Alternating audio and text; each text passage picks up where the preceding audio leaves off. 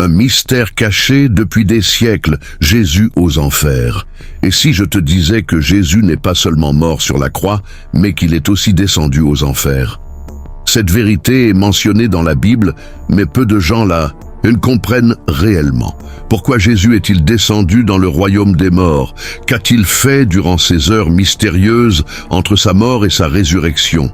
Ce que nous allons révéler aujourd'hui pourrait bien changer à jamais ta compréhension du sacrifice de Christ.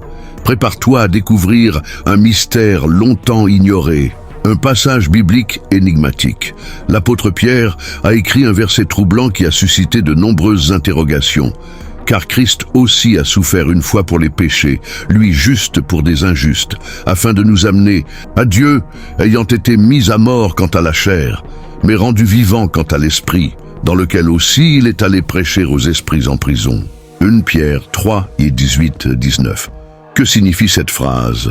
Qui sont ces esprits en prison? Pourquoi Jésus devait-il leur prêcher? Était-ce une mission divine ou un affrontement spirituel? Ce qui s'est passé entre la mort et la résurrection. Lorsque Jésus a rendu son dernier souffle sur la croix, il a crié « Tout est accompli » Jean 19:30. Son corps a été placé dans le tombeau, mais son esprit n'est pas resté inactif. Selon les Écritures et certaines traditions chrétiennes, Jésus est descendu dans le séjour des morts. Mais pourquoi? Les deux royaumes de l'au-delà.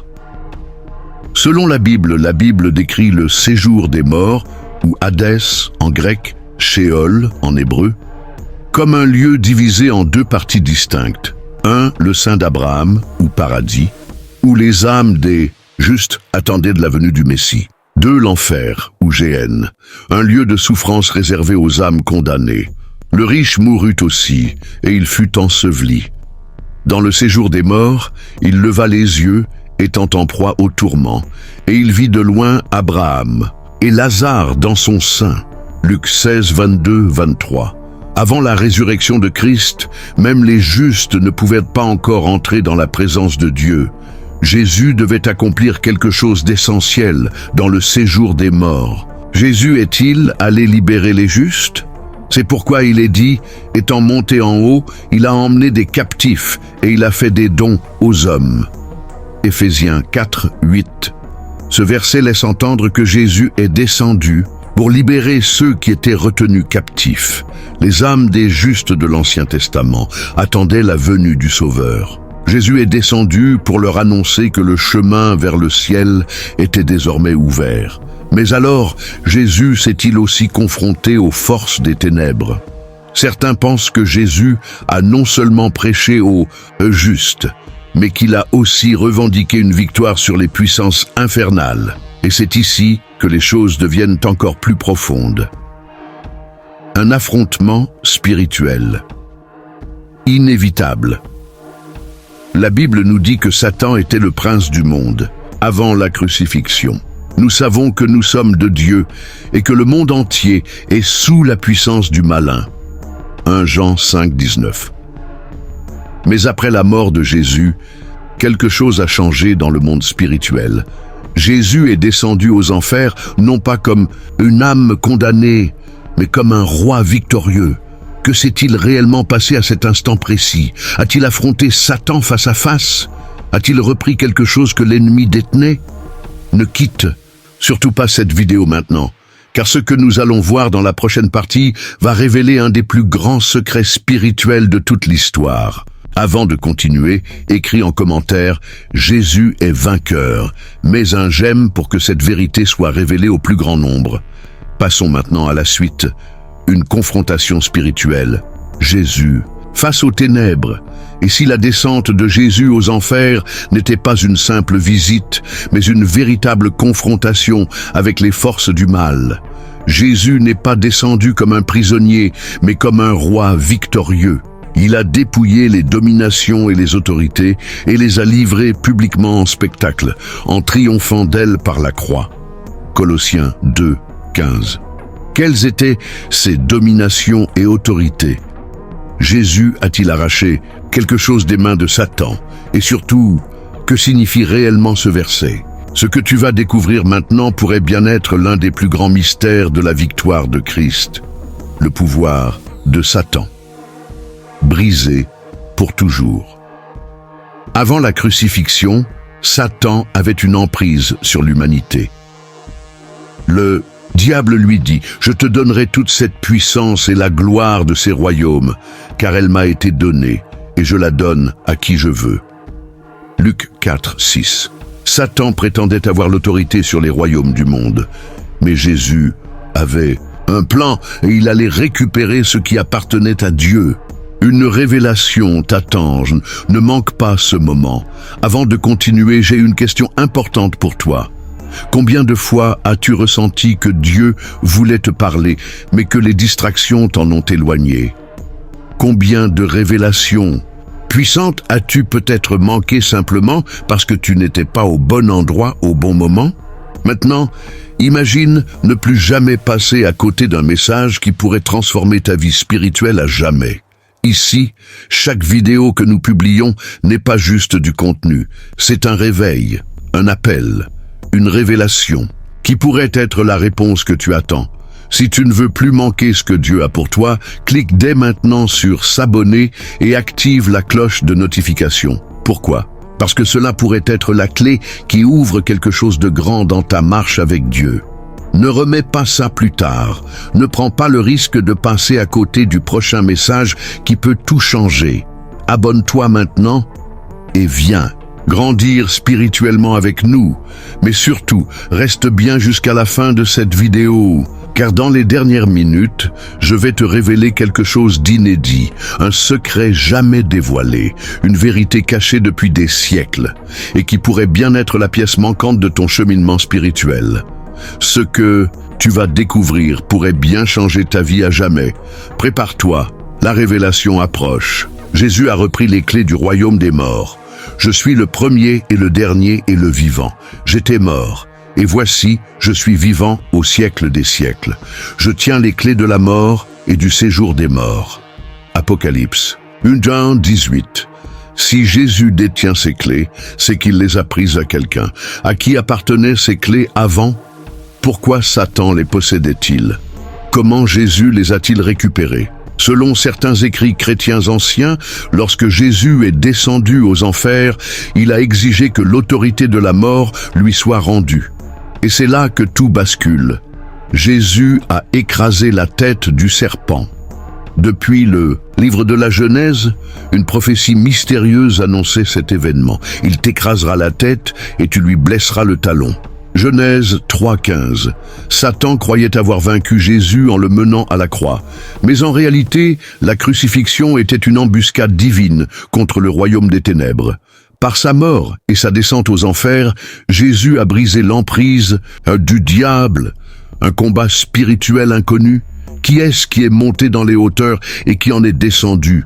Proverbe 34. Certains théologiens pensent que Jésus a affronté les puissances infernales en personne. Était-ce une simple proclamation de victoire ou un combat spirituel invisible? Les forces du mal ont-elles essayé de résister à la puissance du Christ? Pourquoi Jésus devait-il descendre avant de remonter triomphant? Dans certains textes apocryphes, un dialogue aurait eu lieu entre Jésus et les esprits déchus.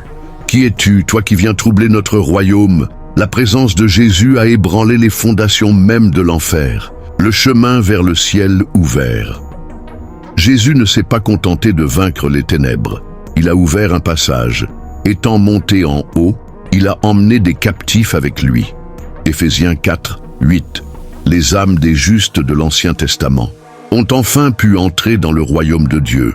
Moïse, David, Abraham, Élie, tous attendirent ce moment.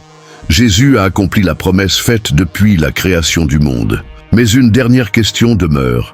Ne quitte pas cette vidéo maintenant, car dans la prochaine partie, nous allons révéler un secret biblique méconnu. Avant de continuer, écris en commentaire « Jésus est la lumière des ténèbres », mets un j'aime pour que cette révélation touche le plus grand nombre. Passons maintenant à la suite. Une confrontation spirituelle. Jésus face aux ténèbres. Et si la descente de Jésus aux enfers n'était pas une simple visite, mais une véritable confrontation avec les forces du mal. Jésus n'est pas descendu comme un prisonnier, mais comme un roi victorieux. Il a dépouillé les dominations et les autorités et les a livrées publiquement en spectacle, en triomphant d'elles par la croix. Colossiens 2:15. Quelles étaient ces dominations et autorités? Jésus a-t-il arraché quelque chose des mains de Satan? Et surtout, que signifie réellement ce verset? Ce que tu vas découvrir maintenant pourrait bien être l'un des plus grands mystères de la victoire de Christ. Le pouvoir de Satan brisé pour toujours. Avant la crucifixion, Satan avait une emprise sur l'humanité. Le diable lui dit « Je te donnerai toute cette puissance et la gloire de ces royaumes, car elle m'a été donnée et je la donne à qui je veux. » Luc 4:6. Satan prétendait avoir l'autorité sur les royaumes du monde, mais Jésus avait un plan et il allait récupérer ce qui appartenait à Dieu. Jésus a repris les clés du royaume des morts. « Je suis le premier et le dernier et le vivant. J'étais mort, et voici, je suis vivant au siècle des siècles. Je tiens les clés de la mort et du séjour des morts. » Apocalypse 1:18. Si Jésus détient ces clés, c'est qu'il les a prises à quelqu'un. À qui appartenaient ces clés avant? Pourquoi Satan les possédait-il? Comment Jésus les a-t-il récupérées? Selon certains écrits chrétiens anciens, lorsque Jésus est descendu aux enfers, il a exigé que l'autorité de la mort lui soit rendue. Et c'est là que tout bascule. Jésus a écrasé la tête du serpent.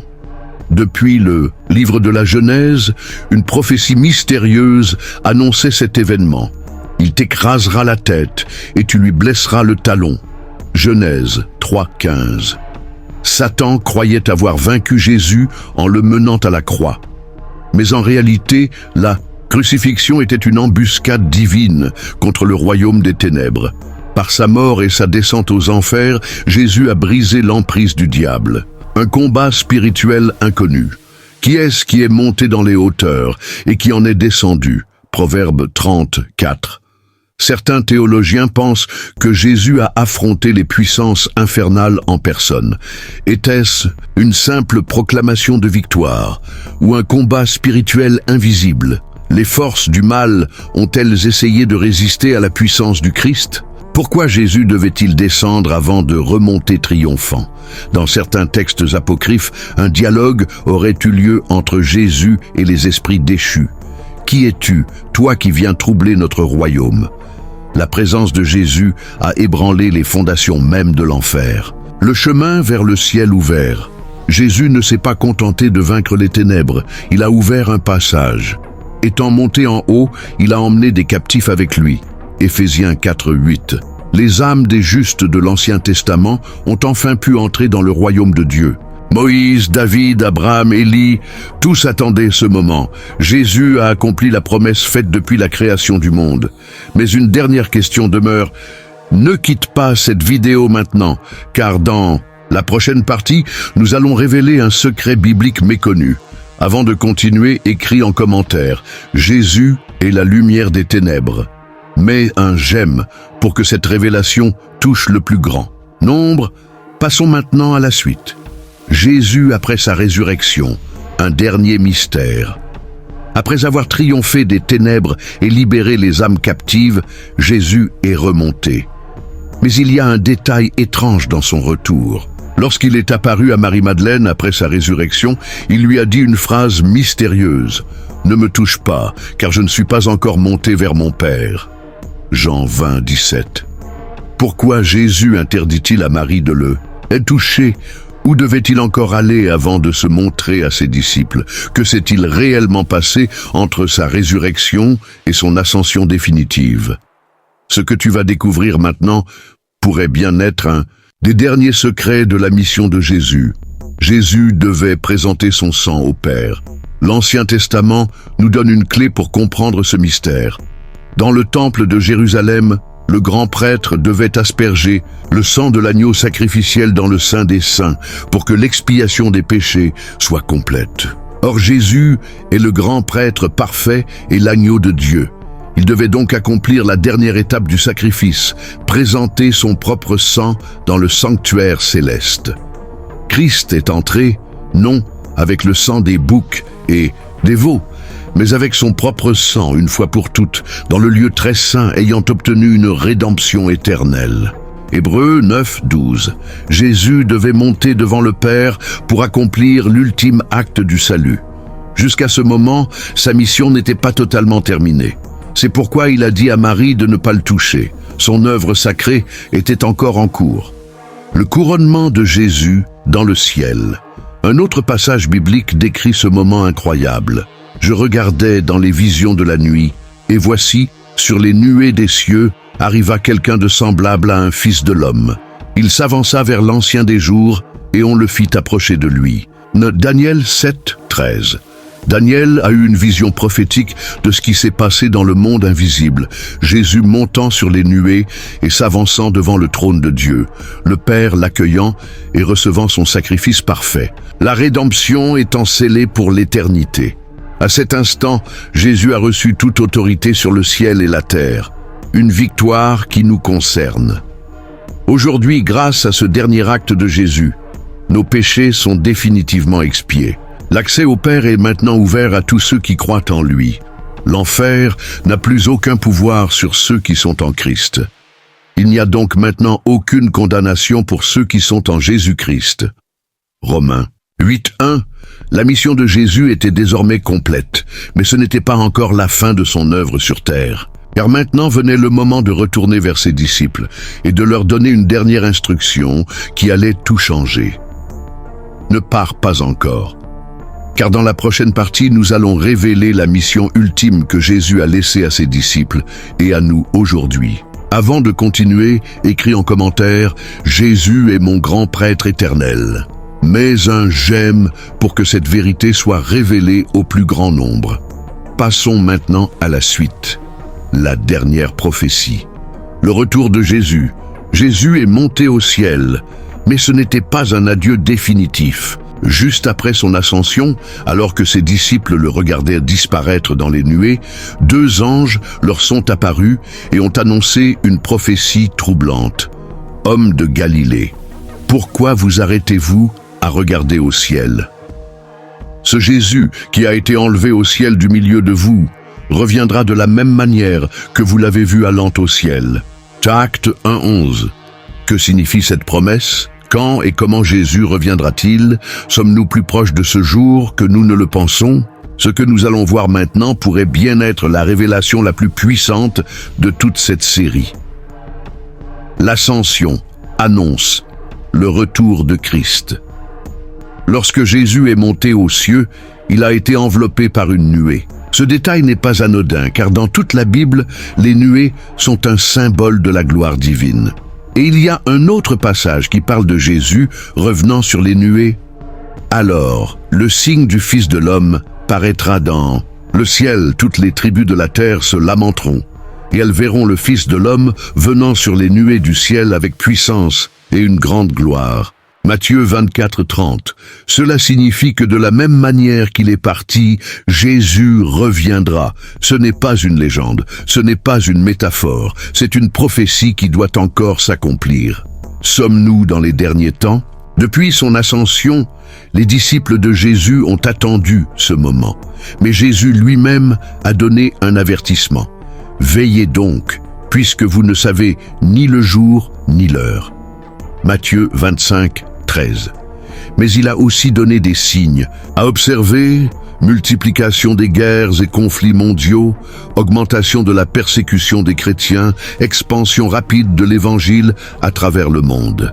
Et cette bonne nouvelle du royaume sera prêchée dans le monde entier pour servir de témoignage à toutes les nations. Alors viendra la fin. Matthieu 24:14. Sommes-nous plus proches du retour de Christ que nous le pensons? Que devons-nous faire maintenant? Si nous croyons que Jésus a accompli tout ce que nous avons vu jusqu'ici, sa descente aux enfers, sa victoire sur la mort, son ascension triomphale, son ordre de prêcher la bonne nouvelle, alors nous devons aussi croire qu'il reviendra. Voici, je viens bientôt. Heureux celui qui garde les paroles de la prophétie de ce livre. Apocalypse 22, 7. Sommes-nous prêts pour ce jour? Sommes-nous en train de vivre comme il nous l'a demandé? Car son retour peut arriver à tout moment. Un dernier mystère demeure. La descente de Jésus aux enfers n'était pas seulement un acte de victoire, mais une prophétie accomplie qui cache encore un secret bouleversant. Une vérité que peu de gens ont vraiment comprise. Un message profond qui pourrait changer ta vision de la mission de Christ. Et ce que nous allons révéler maintenant pourrait bien être la clé ultime de tout ce mystère. Ne quitte pas cette vidéo. Avant de continuer, écris en commentaire « Jésus règne sur toute éternité ». Mets un j'aime pour que cette révélation atteigne le plus grand nombre. Passons maintenant à la suite et prépare-toi à une révélation finale inattendue. Une révélation cachée, la clé de la victoire de Jésus. Nous avons vu comment Jésus a vaincu la mort, brisé l'emprise de Satan et libéré les captifs. Mais un mystère subsiste. Pourquoi a-t-il fallu que Jésus descende, lui-même aux enfers? N'aurait-il pas pu vaincre Satan uniquement par la croix et la résurrection? Quel rôle joue encore cette victoire dans notre vie aujourd'hui? Ce que nous allons voir maintenant pourrait bien être la clé ultime pour comprendre la mission divine du Christ. Jésus a détruit l'autorité du diable.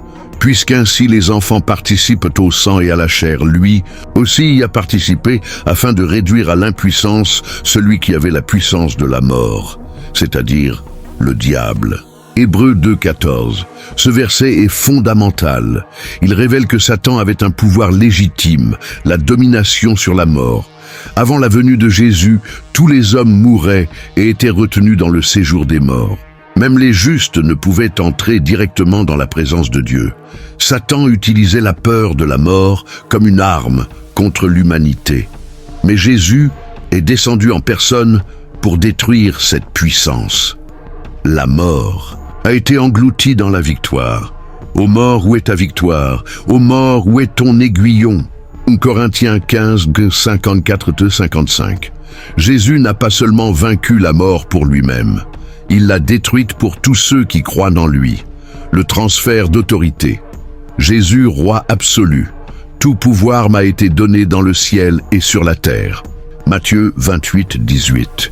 Lorsque Jésus est remonté des profondeurs du séjour des morts, quelque chose d'extraordinaire s'est produit. L'autorité qui appartenait autrefois à Satan lui a été retirée et a été placée entre les mains du Christ. Cela signifie que plus rien ne peut empêcher ceux qui croient en lui d'avoir la vie éternelle. Cela signifie que le règne du péché et de la mort a pris fin pour toujours. Cela signifie que l'ennemi n'a plus aucune revendication légale sur ceux qui sont en Christ. Il a effacé l'acte dont les ordonnances nous condamnaient et il l'a annulé en le clouant à la croix. Colossiens 2, 14. Tout ce que Satan utilisait contre nous a été détruit par le sang de Jésus. Mais il reste encore une dernière révélation, et elle va tout changer. Ne pars pas encore, car ce que nous allons voir dans la prochaine partie est encore plus profond. Avant de continuer, écris en commentaire « Jésus est mon roi éternel ». Mets un j'aime pour que cette vérité soit révélée au plus grand nombre. Passons maintenant à la suite. Une prophétie annoncée. Depuis le commencement, la victoire de Jésus sur la mort n'était pas un événement isolé. Elle avait été annoncée dès la Genèse, cachée dans une prophétie ancienne, un mystère que peu de gens remarquent, mais qui explique pourquoi Jésus devait descendre en enfer. Un plan que Dieu avait préparé depuis la chute d'Adam.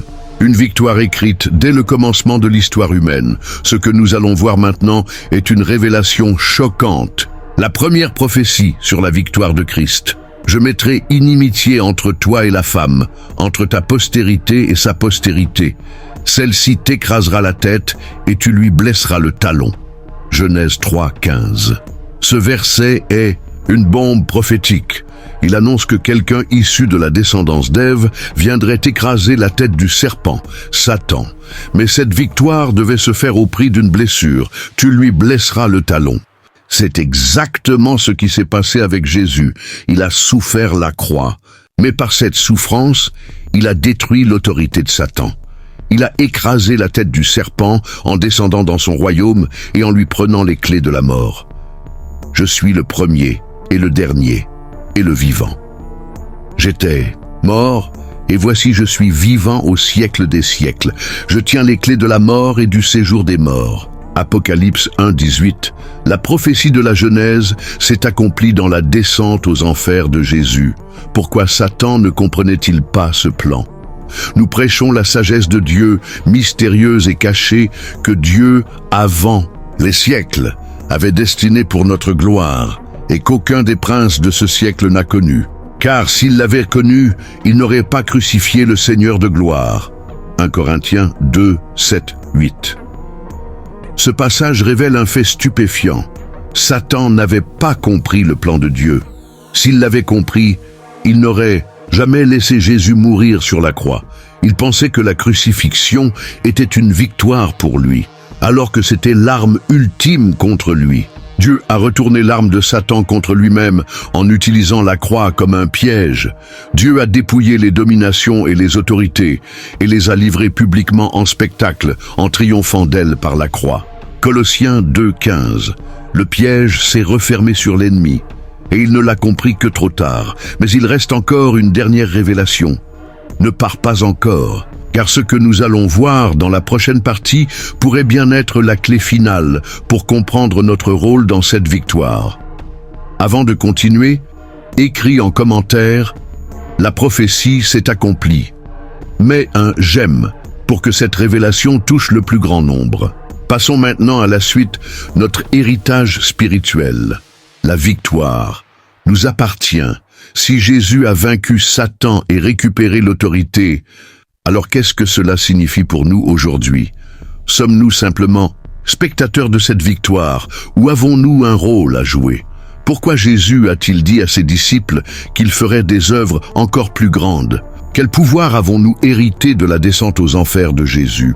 Comment cette victoire peut-elle transformer notre vie aujourd'hui? Ce que nous allons voir maintenant pourrait bien être le plus grand impact de la mission de Jésus sur nous. Nous sommes appelés à régner avec Christ. Il nous a ressuscités ensemble et nous a fait asseoir ensemble dans les lieux célestes en Jésus-Christ. Éphésiens 2:6. Ce verset révèle une vérité choquante. Nous ne sommes pas seulement sauvés, nous sommes élevés avec Christ. Nous avons été retirés du règne de la mort. Nous avons été placés dans une position d'autorité spirituelle. Nous avons été appelés à régner avec Jésus dans le monde spirituel. Voici, je vous ai donné le pouvoir de marcher sur les serpents et les scorpions, et sur toute la puissance de l'ennemi, et rien ne pourra vous nuire. Luc 10:19. Cela signifie que nous ne sommes plus sous l'autorité de Satan, mais combien de chrétiens vivent encore comme s'ils étaient esclaves? Pourquoi tant de gens vivent encore dans la défaite? Mon peuple est détruit parce qu'il lui manque la connaissance. Osée 4:6. Le diable ne peut plus nous retenir légalement, mais il peut encore nous tromper. Si nous ne connaissons pas notre autorité, nous vivrons comme des esclaves. Si nous ne comprenons pas la victoire de Christ, nous marcherons dans la peur. Si nous ne prenons pas position, nous ne verrons jamais la puissance de Dieu agir dans notre vie. C'est pourquoi Jésus nous a laissé une mission. Allez, faites de toutes les nations des disciples. Enseignez-leur à observer tout ce que je vous ai prescrit. Matthieu 28:19-20. Nous avons été appelés à marcher dans l'autorité de Christ et à partager cette vérité avec le monde entier. Mais il y a encore une dernière révélation, et elle est plus grande que tout ce que nous avons vu jusqu'ici. Ne quitte pas encore cette vidéo, car ce que nous allons voir dans la dernière partie pourrait bien changer ta vie à jamais. Avant de continuer, écris en commentaire « Je marche dans la victoire de Christ ». Mets un j'aime pour que cette vérité touche le plus grand nombre. Passons maintenant à la conclusion finale. Marcher dans la victoire de Christ. Nous avons exploré l'un des plus grands mystères bibliques. La descente de Jésus aux enfers n'était pas seulement une étape de son sacrifice. C'était une démonstration de puissance, un retournement stratégique divin contre le royaume des ténèbres et l'accomplissement d'une prophétie annoncée depuis la Genèse. Il a brisé les chaînes de la mort. Il a écrasé l'autorité de Satan. Il nous a donné un héritage spirituel puissant. Mais la question ultime demeure. Que vas-tu faire de cette révélation? Un choix qui change tout. Si donc le Fils vous affranchit, vous serez réellement libre. Jean 8, 36. Nous avons maintenant deux options. 1. Croire cette vérité, marcher dans l'autorité de Christ et vivre pleinement la vie qu'il a préparée pour nous. 2. Ignorer cette révélation et continuer à vivre sous l'ombre du mensonge de l'ennemi. Jésus a fait sa part. Il a tout accompli. Mais maintenant, c'est à nous d'agir. Ne vous conformez pas au siècle présent, mais soyez transformés par le renouvellement de l'intelligence. Romains 12, 2. Il est temps d'arrêter de vivre dans la peur et le doute. Il est temps de reprendre notre héritage en Christ. Sommes-nous prêts pour son retour? Voici, je viens bientôt. Heureux celui qui garde les paroles de la prophétie de ce livre. Apocalypse 22, 7. Nous savons maintenant que la victoire est acquise. Mais l'histoire ne s'arrête pas là. Jésus a promis qu'il reviendra. Sommes-nous prêts à le rencontrer? Marchons-nous dans la lumière de sa victoire ou sommes-nous encore liés par les ténèbres du passé? Le message que nous avons vu aujourd'hui n'est pas une simple connaissance. C'est un appel à l'action. Engage-toi aujourd'hui. Écris en commentaire. Je choisis la victoire de Christ. Mets un j'aime. Pour que cette vérité ne soit pas cachée, partage cette vidéo avec quelqu'un qui doit entendre ce message. Et maintenant, ferme les yeux, laisse cette musique t'envahir et écoute ce que Dieu veut te dire. Que la paix du Seigneur soit avec toi. Amen. Découvre les mystères cachés de la Bible. As-tu déjà ressenti que quelque chose d'immense se cachait derrière les mots de la Bible? Comme si certains versets renfermaient un pouvoir oublié, un message que peu ont su réellement décrypter. Et si les Écritures contenaient des vérités dissimulées, capables de transformer ta vie, mais qui sont restées invisibles aux yeux du monde? Aujourd'hui, tu es à un tournant. Ce que tu es sur le point de découvrir pourrait bien être la clé qui manquait à ta compréhension spirituelle. Des secrets bibliques que l'histoire a enfouis. Des fréquences oubliées qui agissent sur ton être, un savoir ancien qui peut réveiller ton potentiel divin. Ne laisse pas cette opportunité passer. Une révélation puissante t'attend, mais encore faut-il avoir le courage d'ouvrir la porte. J'ai préparé une présentation exclusive spécialement pour toi qui regarde cette vidéo en ce moment. Ce que tu découvriras pourrait bien bouleverser ta compréhension des Écritures. Le lien de cette présentation est dans la description. Plonge dans une dimension spirituelle que peu ont explorée. Après cela, tu ne verras plus jamais la Bible et la réalité de la même manière. Oseras-tu faire le premier pas? Le secret est là, prêt à être dévoilé. À toi de choisir.